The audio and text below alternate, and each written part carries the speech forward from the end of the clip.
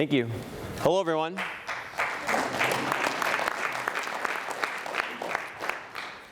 So, my name, as Rich said, is Ben Conrad. I am a Senior Director of Database Marketing for the Milwaukee Bucks. I've just completed my 23rd season with the team, so kind of seen a couple things over the years. I started in ticket operations and kind of moved my way into email marketing, digital, and that kind of thing. So I think one of the things as we kind of go through this, for me personally, I have the kind of, I don't want to say unique, but somewhat unique position where I've worked in ticket ops, I've worked in the sales end, I've worked in the digital side.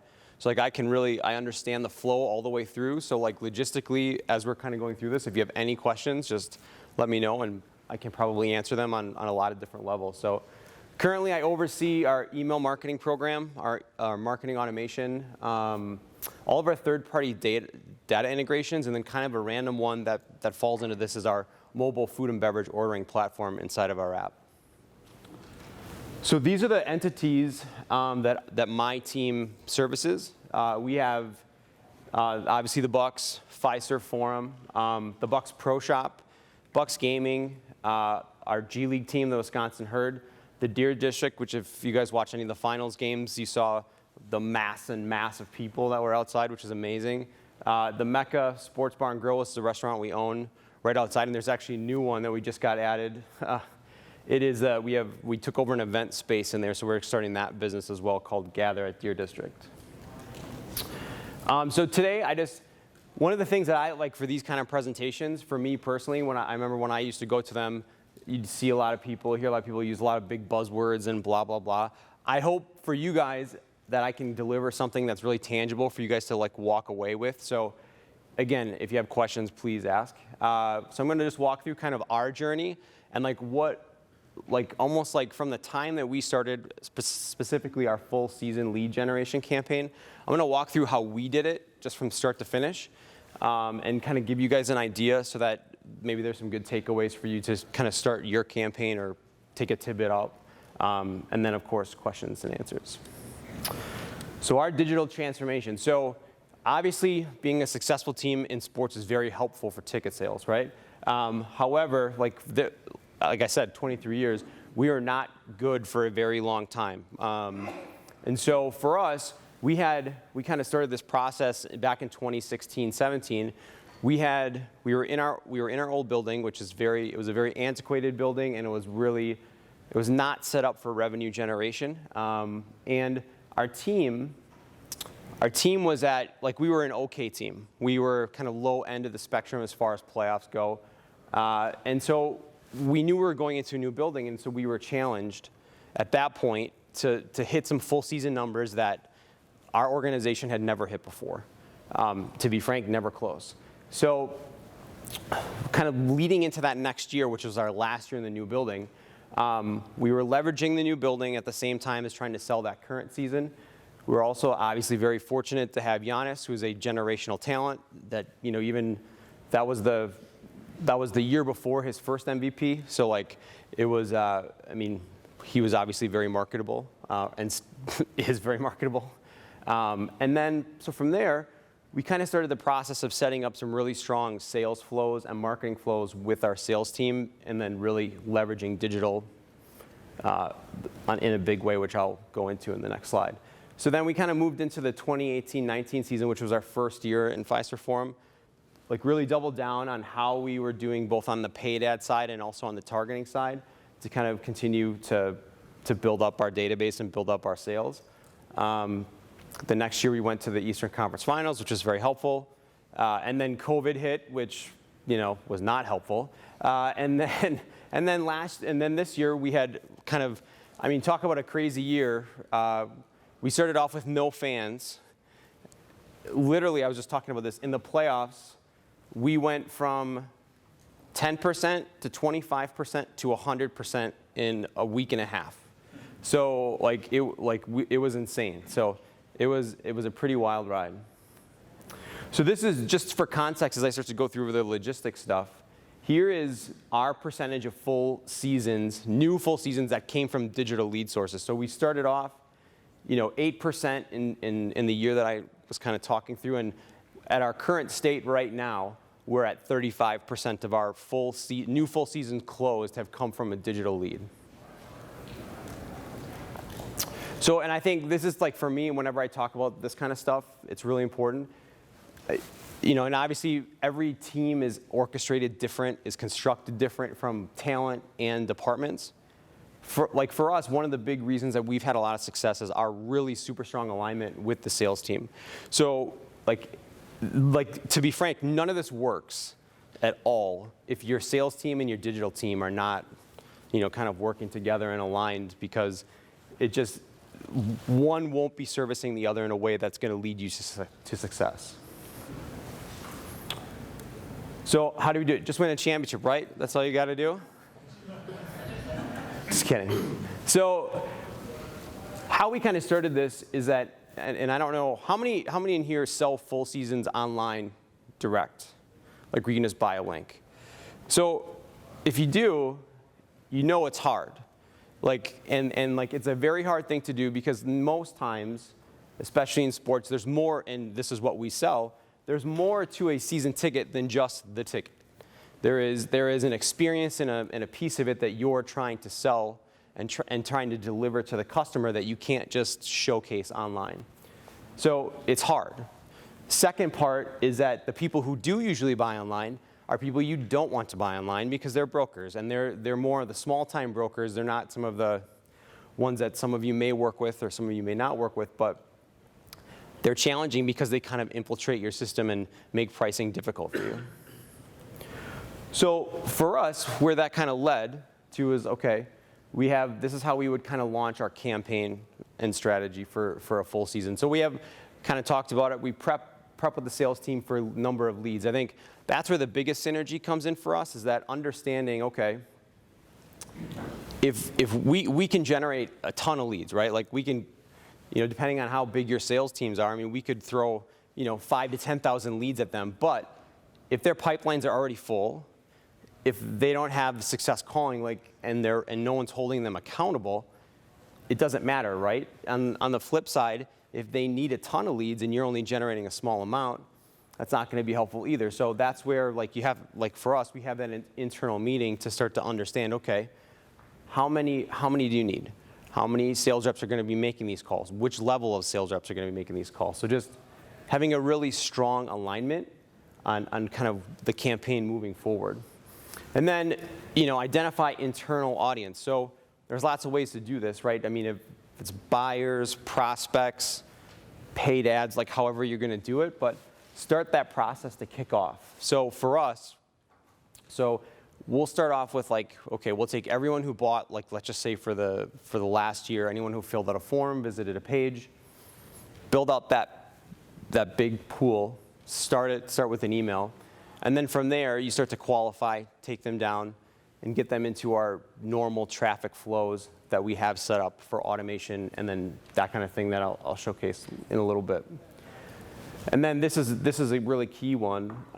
It's simplistic, but each one should have, like, as you're kind of building this out, if you're using, I would hope and I would assume most of you are using some level of CRM, make sure the opportunity source is unique so that you can track it.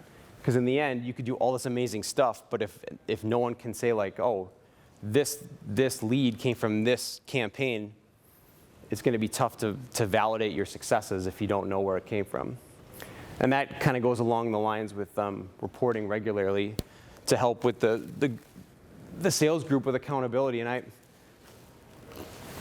for me personally, that was one of the things that I had to do when we first kind of kicked off. And like our sales management team, which is fantastic, but anytime it's kind of funny in our office, we have the sales team is on one side of the entire office and everyone else is on the other, and we have this big wall in between. So when they would see me walking across the wall, or past, like, the barrier, they'd be like, "Oh man, what's going on?" I was like, "Well, we got some leads that we need to call." So just like making sure, like, if we're, especially on the paid side, if you're paying, you know, per lead, you want to make sure they're being called in a time frame that's going to be helpful. So this is an example of, like, when we kicked off ours. I'm going to scoot over here for a second. So this one right here, this is our form, right? So Our tech stack for us, we have Marketo as our email marketing platform, and we have Microsoft Dynamics as our CRM. So someone comes out here, so we're taking that big pool of people, driving them into that one spot, which is the form. And then essentially every person that comes to our form or our page, if they come from an email, they're going to be getting a call. So if you come through the first form, you fill it out, you're going to kind of go into our CRM solution space. As a web form fill out, rep's going to reach out right away. If you don't fill it out and you come, we actually have something set up, and I'm sure if different email marketing systems have different things. It's called, like in ours, it's called a hot lead. So basically, if you get to this page, you don't fill out the form, and we know who you are, we're going to set up an opportunity call for a rep, and then we're also going to send out, we're going to send an email to you with some type of kind of message. But the cool thing and I'm assuming most tech stacks have this, is that if that lead is already assigned to a rep, that rep is going to get an email saying, hey, Ben Conrad just looked at this page, you should call him. So that's another touch point for us that we've set up that's been really successful. And then the far one on the right is it's actually a campaign that's running right now. We're doing a Facebook lead ad campaign where we have an agency that's helping us optimize some things. We've done them ourselves too, but with the volume that we're doing, we wanted to get a little bit of help on this one. So, but it's video, and I don't know, has anyone here ever done Facebook lead ads for sales campaigns? If you're not doing them, I can't stress enough, you should try them. Because they're, depending on, obviously everyone's got different budgets and all that fun stuff, but they're not that expensive and they're not that hard to start. And if your tech stacks don't have the direct integration, there's lots of different ways to kind of navigate through them. I don't know if any of you are familiar with Zapier or some of the other tools that we've used in other spaces. You can connect them so that they can be functional. Do you have any data on how many people do visit your form thing and don't end up filling it out? Because right now we don't have the capability to collect that data, but we have a decent amount of people filling out the form. I'm just curious how many people are going to that form and aren't actually filling it out. So do you have any thoughts data on that? I don't know the exact numbers, but the answer is yes, we do. And so here, it's a good transition. So this is the setup to where right here, this is the tracking that's happening to what a consumer does. And then this is what a rep sees in our CRM that's coming in from Marketo. And then this is the opportunity that pops up. You can see the hot lead, and then that's the email. So the cool thing is, I don't know the exact numbers, but the hot lead, so people who came to our page and didn't take action, that became our number 4 overall lead source in CRM for sales for last year's campaigns, which is remarkable if you really think about it. So number 1 was referral, number 2 was call-in, which is helpful. Which for us is going to be huge during a time of success.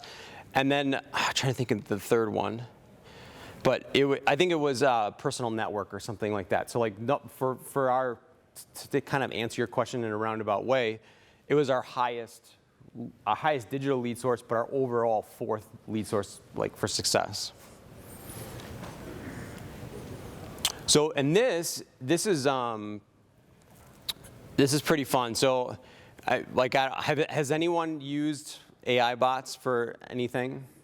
We just started doing it this year. So, we're in a pretty unique, I don't want to say unique, but we're in a good position because we obviously just won the championship. Our lead flow is off the charts. We have a lot of leads coming in. And so for us, we needed to qualify them a little bit.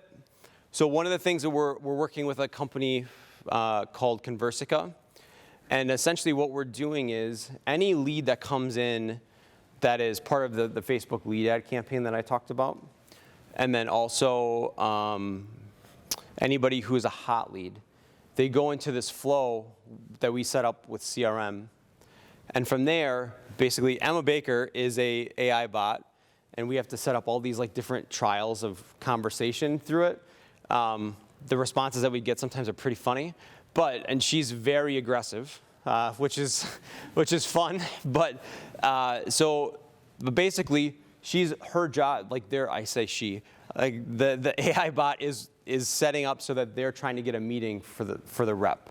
So they work, I think it's 2 weeks. So she starts emailing them to get kind of conversations going and set up to where once that switches over to a rep, or once they say, yes, I'd like to meet a rep, then it switches back over to the sales rep, and then the sales rep kind of continues the conversation. For us, it was kind of almost like a necessity at this point, just because I'm sure, obviously, like many of you guys, our staff got shrunk pretty aggressively during furlough, and the ramp-up time to meet the demand was not there. So like reps' pipelines were full, like really full. So we needed some help to help pre-qualify them so that the people that they were calling were people that they felt were a bit more focused and a bit more locked into buying. But it's actually ended up falling heavily on my team just for a variety of reasons. Because I think, and this is like logistically, when salespeople are doing this, sometimes they think, don't take this the wrong way, too much like a salesperson and not like a marketer. And so like the conversations that they have actually sound like a robot instead of actually a person. So like writing it in a way that's like a real person that's a marketing person. So I think I don't know if you guys have any of that kind of experience, but that has been ours, trying to figure out where it 100% should live. And that's, again, why we like the rewards, because they actually manage it for us. Oh, really? Okay. So for our staff side, Yeah, that makes sense. Yeah, I mean, so the funniest thing is, and where it is like from a vendor perspective, I haven't looked at different companies in a while for this, but like the flexibility to change out the messaging isn't super great. So like, for example, the night that we won the championship, like we obviously needed to, like we had to meet the moment as far as like the conversations were going, and we couldn't actually update people who were already in a flow. So like if you were already in a flow, like if you're in touch point 4, say, out of the 10, it's never gonna say anything about winning a championship in there, which is kind of a fail, but I think it, like, at its core, it's very helpful. And it's like, I can only imagine it's gonna grow and be more effective and become more of a regular thing for folks. So that's kind of my overall full season lead gen. So the next one I'm gonna go into some featured offers and stuff. Does anyone have questions? With the bot, is that only for email, or do you do texting as well? Good question. This one is for email. We do not have text incorporated into this. We do have, and I'd have to check with our sales team, we did use a company that used, like, I think the company's name was ZipWhip, and I don't know if they still use it or not, but like essentially like using text through their regular phone line, which I know is not 100% what you're saying, but through the personal reps. yes. Yeah, so right now the bot is not doing SMS. I'm just seeing a switch from getting responses from emails. The response rates are kind of going down, but we're getting higher response rates from text messaging. Yeah, no, it's a valid point, and it's something that I can't remember if we talked about it, if it was capability or not. And it's, to your point, it's worth looking into for sure, because I know even like on the Facebook lead ads, that campaign, as we're kind of going through it, it's hard to understand 100% with the AI bot, like where customers are at as far as like the process and the cycle. And so like if you're paying for a lead and they took action, if someone filled out a lead like yesterday, but then for whatever reason they're not responding to email, and if you don't call them, it feels like there's a gap that should be closed. But yeah, I mean, SMS, like I think it's a good point. We're gonna have to look into that to see. The theme here with all these offers is you're gonna see is FEVO, right? So obviously they're a great partner and sponsors of this event. So I'll just start off by saying, like, one of the great things with FEVO is obviously, like, for us and in general, the idea of transacting on mobile, clean, 3 clicks, no sign-in, gets you to point A, point B as quick as possible. is exactly what we want for our sales flow, and the conversion rates, this compared to other pieces, is just off the charts. So the first one we did, Student Rush. So we had this program actually set up. We've had it for about 5 or 6 years now, and what it is obviously, like I'm sure many of you guys have student programs. We used to run it through a company called Experience, which went out of business. And then we moved it to FEVO. Obviously, it's a different style of platform, but because we'd already built the database, it worked out really well, and it's really easy to execute and kind of be turnkey for us. And we did it.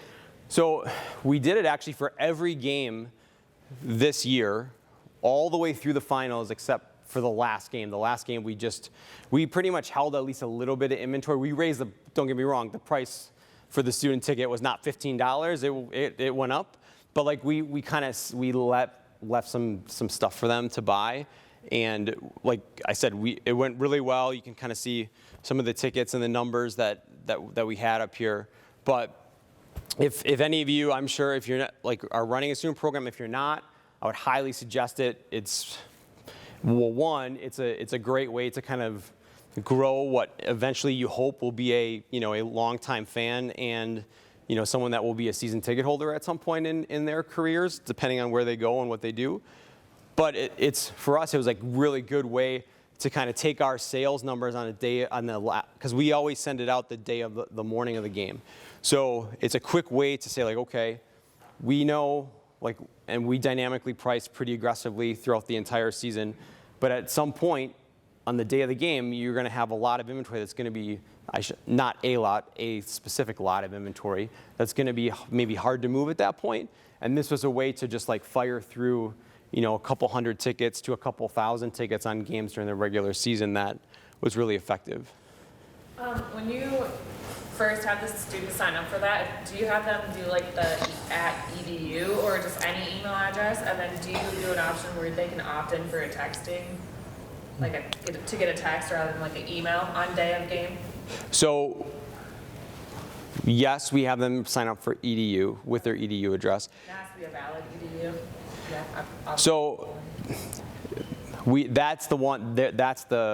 I would say that's the gap a little bit right now. So we ran it, and for the most part, it wasn't that big a deal. But we did have some folks that were especially during a high demand situation, that are it's obviously a fake EDU that they're transacting to get through. But I think we'll work through that a little bit. But so the sign up itself is just was one of our Marketo forms that we told them that they had to use their EDU address, and then to transact, we gated it on the FEVO side so that you had to use an EDU.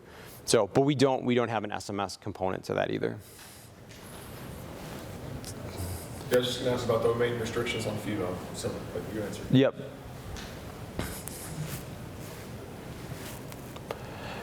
This is another cool one. It's kind of one of our we call them tentpole programs.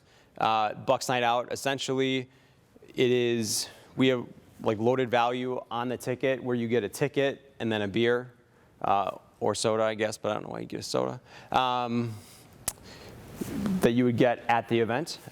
So the cool thing about this that I really like, there's a couple things. Obviously, for us, we kind of rolled out our program as a whole, and we got the 5 or 6 games with the multi-game offer that are laid out there. So you got all of those that you can cart and buy all at once.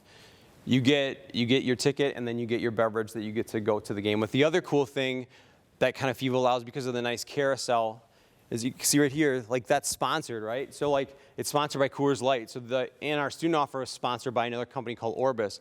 So it gives us the ability to add sponsorship assets per se inside of the offer that makes for it's not like a huge oh my gosh, we're gonna get all this money for this now. But what it does do is it kind of checks a really nice box for them when they kind of see the succinct way of the flow from emails got the sponsorship tag of Coors, the page has the sponsorship tag of Coors. You hit the button, it opens the drawer, and their branding is consistent throughout the entire piece.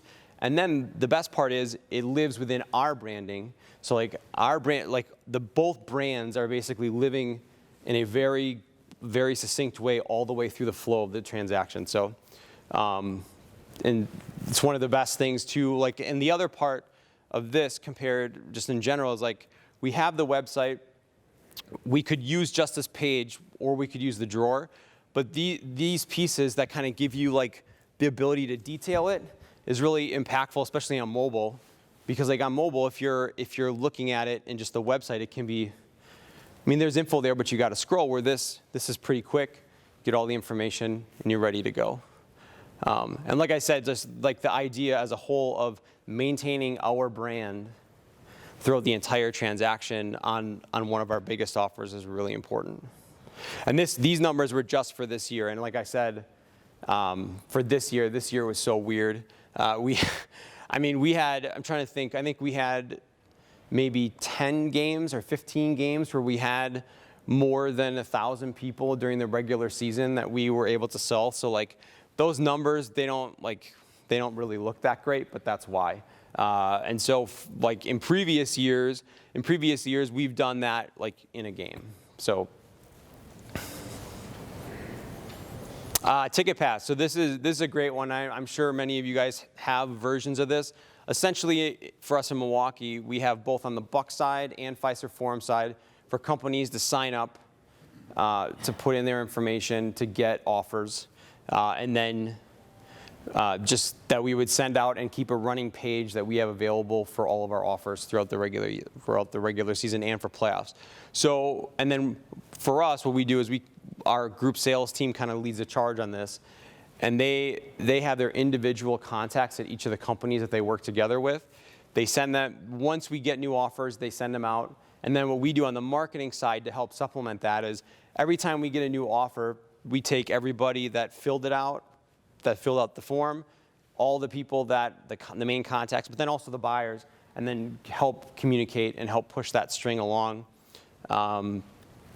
just to help them sell. Because the other thing, I'm sure, how many people here run these kind of programs? Do you guys have like, sometimes the contacts aren't the best at like pushing the offers to their respective companies. So we try to take that by the horns a little bit and just be like, okay, we'll send it to you guys, but we're gonna collect our own information on that front so we can help push that out. So, it's a great experience. And then the fortunate thing for us, because we do own our own building, we're able to do that both on the Bucks and the Fiserv Forum side. So when we do it for Fiserv Forum, like we finished the finals, and then like 2 weeks later we had wrestling. So we were able to kind of push that out right away too. I think that was actually our first special event that we had actual fans back for in like 2 years. And then this is kind of like an idea of showing like the flexibility that FEVO has, and then also from a marketing side kind of lets you be creative. It's just like we've used FEVO to sell a lot of different stuff that's not tickets. So these are just kind of some interesting examples. The 12-Point Club, which is a merch club that we put together, and actually we kind of got the idea, if I'm being 100% honest, from the Las Vegas Knights. They have, I can't remember the name of their program, but they have a really cool like fan thing that you can sign up for to get a package and be part of their quote-unquote fan club.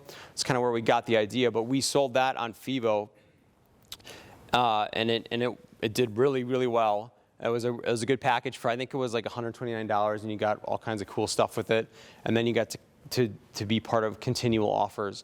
And then the cool thing was, once we kind of sold that and you were part of that club, we sent more exclusive offers like this one, which I don't know how many, so this one is it was a $40 bobblehead of Ersan Ilyasova. I don't know how many of you guys know who Ersan Ilyasova is, but it has a charge counter on it, which if you know anything about him, like he takes a lot of charges and he's like that annoying guy on every team that no one likes. But like it actually had a counter on there. It doesn't really impact anything outside of it's really fun. But so we sold that. We sold that along with that too as another kind of cool product that you could sell that's not a ticket. And then this is another one. Hold you up there. The bobblehead, was that available as a giveaway, or is that just specific? We did it just for this, and it was not only was it just for this, or not only was it just to sell internally, but it was just for that group. So the only way to buy that bobblehead was if you were part of the 12-point club prior to. So it actually, like, I don't know how, I'm sure many of you have bobbleheads, and like the bobblehead world is a crazy world. And there are sites where we would see like all these like rabid bobblehead collectors, and we'd see this before we even sent it out going up for sale for triple to quadruple the cost that we were selling it for. And it was just like, we were kind of sitting there going, are we doing this right? Like what? So I don't know, it was fun, it was a fun experiment, and it was kind of, we were trying to figure out if we undersold. I don't know that we could have sold that many at the price that they were selling it, but yeah, it was an exclusive item. Another thing that we did in the retail space, and I don't know how many of, like, if you guys have run your own merch or have merch available to you, but we've had a tremendous amount of success with mixed tree boxes. Every time we've rolled them out, we usually, like, we've done some limited amounts, like 75 total or whatever, and we sell out like almost every time with the mystery boxes. So, so for us, it was easy and great to sell. You know, FEVO, as long as you can manifest it in any way with a GA ticket inside of your ticketing platform, you can sell it essentially.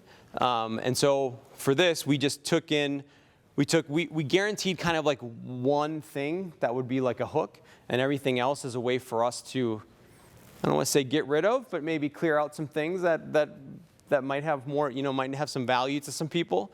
So, but like I think this one we sold for like $75, and the first one that we did a limited edition where I think it was 100 of these, and we sold out like within 4 hours. So obviously everyone's got different levels of demand in that space, but if you can do it, I would highly suggest doing something like this, because we've had lots of success with it. Oh, and this is another one, non-game event. So we have tours, public tours that are set up for Fiserv Forum. We've had to switch a bunch of them because of different things, but they're set up daily in multi-game offers for you to transact on FEVO. And then this one is probably one of my favorite ones that we've ever done, because it's wild. We had watch parties during the finals at the arena, and we sold them for $10. And we literally sold out both games that we had in Phoenix. We sold, I think we only sold like 12,000. That was our cap, but we sold out 12,000 seats, and all the money actually went to our foundation for it. But it was just a cool thing that, obviously it's ticketed and everything was the same in comparison, but it's a really cool story in our journey of another way to kind of sell something that was a little unusual. And then additional premium seating. So during the playoffs, not last time, but then the year before that was the bubble, and then the year before that. So that year, was our first year in the arena, and so we were kind of getting into it, and during the playoffs, and we literally we were sold out, but we were like, okay, what else can we literally made seats up and put them in different spaces and like literally had construction builds during the playoffs to like make seats. And one of the crazy things was, and obviously for the ticketing folks who understand, once you manifest something, you can't necessarily go in and change the manifest, right? So we had to essentially create a new manifest and sell these things. So what we did is we created a new manifest, we linked them up, and then we sold them on FEVO. At the time, so we have, like I said, Marketo is our ESP and web tracker. So we asked FEVO, now it's just there for us. We put a marketing or a Marketo pixel inside of the offers. So we sold these, and they were very high revenue. We sold them, they sold out, it was great. But the cool thing that we did is we took everybody, we tracked all the people obviously from the pixel that went there, and then we created a lead campaign from the people, because it sold out quickly. So everybody who visited that page, we took all those people that we could understand who they were if they were a known user, and then did a marketing campaign for next year for premium spaces to say like, you know, hey, we know you were interested during the playoffs. We're not telling them that, but like, here's opportunities for you. So it really gave us a good opportunity to obviously sell a space, but also get some lead generation and help target people that were in it. And to be frank, premium is not necessarily the easiest target to hit all the time. So like being able to know that folks were interested in something like that was really helpful. So key learnings that I kind of went over. I think, like I said, season ticket, like for selling season tickets and individual tickets for promos, like being in lockstep with the sales team is so critical. Because even on the individual side, like if your efforts on digital aren't complementing the holes that you need to fill on the individual sales side, it's just not going to work out. So like having that great relationship, having a way to that you're meeting and understanding what each other needs is really, really important. And anything you can automate will automatically create success. And I think for us, one of the things that it took us actually a second to get reps to buy into what we were doing on the digital side, because they would always tell me, it's like, well, I got my own leads. It's like, well, and like I understand that, but like we're getting people that are coming to our site, raising their hand. We're creating the opportunity automatically for you. You don't have to do anything except do what you do best, and that's call them and sell them, right? So like for us, anything that we could automate, it helped us with our sales team because it kind of gave us some cred as they were starting to build up, especially to be frank, on the Facebook lead ad side. They weren't necessarily 100% all in on that until like, and this is, every sales team is different, but like our senior salespeople, when we started doing Facebook lead ads, weren't like locked in on them. Our associates were super locked in, and they killed it. And all of a sudden, the senior people are like, oh, what's going on? So I think like just being able to automate them and put them in spots for them to be successful really gave us the credit. It was really, really impactful and helpful for us. And then get creative. I think that's one of the coolest things about like your guys' league. I mean, some of the offers that kind of come into those spaces are amazing. And I think like if you can think it, you can sell it, right? So just like for us, like just be creative. And then this is the biggest one, the one that I preach all the time, but also frankly, everyone has to get, on my team has to get better at it, is just reporting and tracking. Because like in the end, your story is only as good as the numbers that you can tell. And then kind of when I was talking about with the reps, you have to be able to tell them what's being successful and what's not. And if you can show it, kind of like what I mentioned about the associates versus the seniors, if you can show successes and you can track them, and you're like, hey, this is what we're doing, the chance of it continuing to grow is going to be really good. And then for us, like you can hold people accountable too. Like that was the conversation I would have with our sales team all the time. Like I said, I would walk over, it's like, hey, this person has this many leads in stage 2. Like, what are we going to do about it? And just being able to have that good conversation, going back to being in lockstep with the sales team to push them to either get rid of the leads to someone who's going to call them or just whatever. So the reporting and tracking for success is key in pretty much everything, but it's really critical. And that's all I got. Any questions? Yeah, so about reporting and tracking, you use FEVO, you use your ticketing platform. Does Marketo cover cross-domain tracking pretty well? Is that pretty natural integration, or how do you work on that? So FEVO basically is a transaction point, right? Marketo tracks all of it. So essentially what happens is anytime anyone goes to our website or if they go to a FEVO page and they're a known user, we'll track them. And by known user for us is that if you either filled out a form of one of ours or you click from an email, you'll get tracked at that point.